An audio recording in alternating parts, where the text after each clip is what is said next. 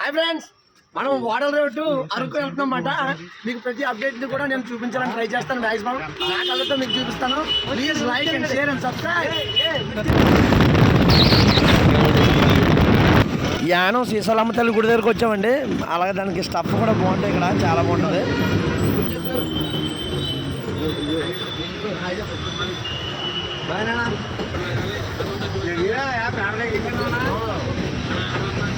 ఉంటారు చెప్పాను.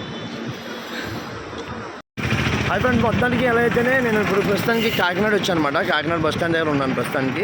అంటే 3:30కి బయలుదేరాను వాడల డ్రైవ్లో. 3:30 to 6:30 అయింది ఇప్పుడు. అంటే 3 hours అయింది అనమాట. 3 hours పట్టింది నాకు.